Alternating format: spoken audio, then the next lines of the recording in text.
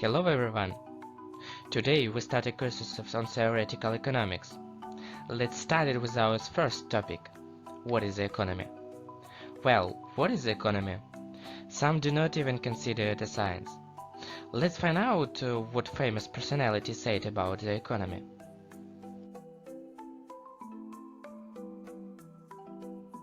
Economics is the sense of life as it is the disease, because its unlimited growth is not suitable for limited world.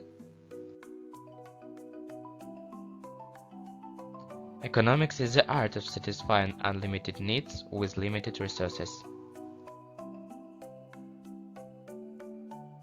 The laws of economics are the laws of life. All of economics is the science of how people make decisions. Economics is a science that considers all phenomena from the point of view of price. Motives of economics behavior are essentially determined by crowd psychology.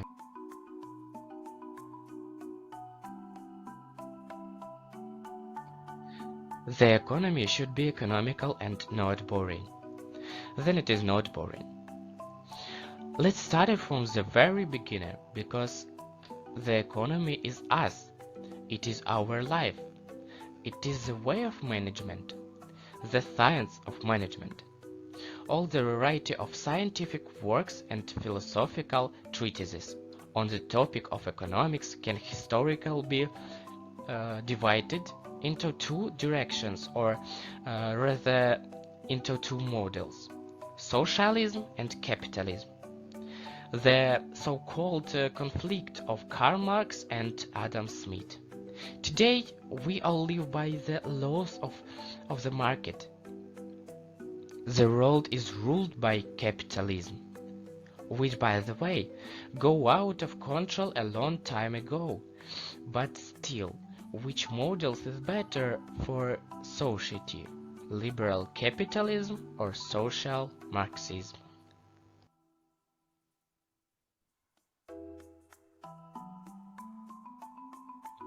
You will say, "Phew, what is a Marxism over time?"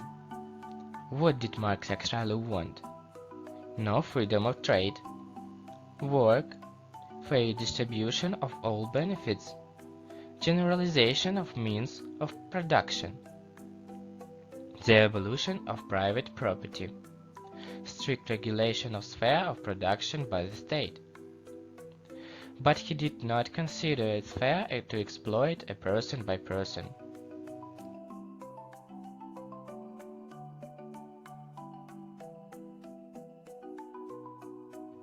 In contrast, what did Adam Smith offer in his liberal model? Creation of wealth is private matter of an individual. Owns of resources individually and independently manage them. Economic freedom ensures competitive markets. The role of the state is limited. That is, if you are smart and clever, take your own. Your work is your merit. Your achievement is your sole victory. Of course, you can share wealth, but not forcibly, but as you deem necessary. Contain restrictions do exist in the from taxes, and this is main problem of world capitalism. Business or state?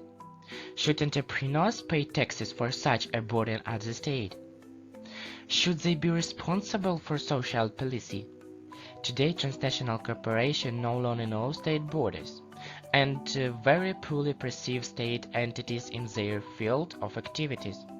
Such an attitude does not prevent them from developing. They believe that the future lies not with states, but with megacities.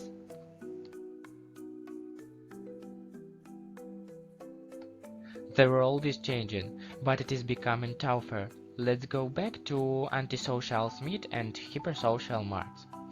Perhaps the mistakes of some countries is that they were set to choose between these two models without offering third way. The models proposed by the some so-called dissenting groups is something between radical capitalism, liberalism, and orthodox Marxism. Among them, Friedrich List, John Keynes, Joseph Schumpeter, Sismondi, and others. If the main law of liberalism and capitalism is the market and socialism is the socialization and planning, then the main law of the third direction is the principle of dependence of the economy on society, or the law of sociological economy. In addition, not so long ago the world learned about behavioral economics. It turned out that the person is irrational. That is, if you visit your pocket with the last money and there is still a week left until the end of the month, you can do an irrational act. Take and buy something that is too necessary or valuable for you. We will talk about how you were led to this latter. But it was for such work research of behavioral aspects that the next laureate recently received the Nobel Prize in Economics.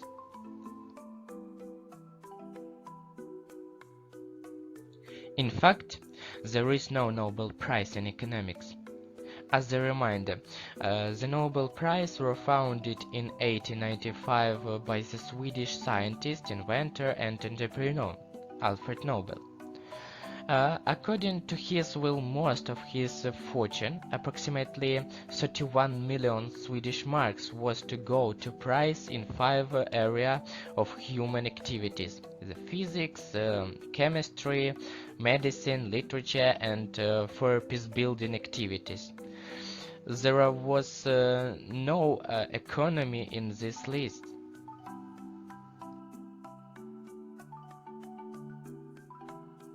But in 1968, the Central Bank of Sweden, celebrating its 300th anniversary, decided to introduce a special international prize in the field of economics and name it after an outstanding compatriot, Nobel.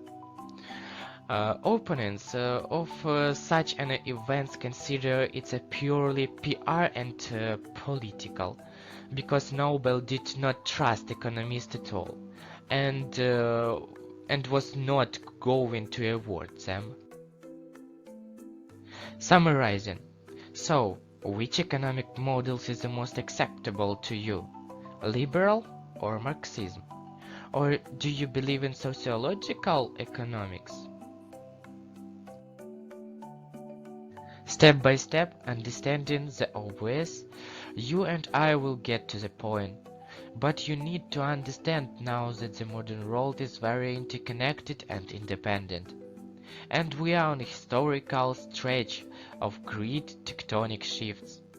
But the main goal of rule remains the same as it has been throughout the existence of humanity. Money? No, not money. Thank you for your attention. Until the next lecture.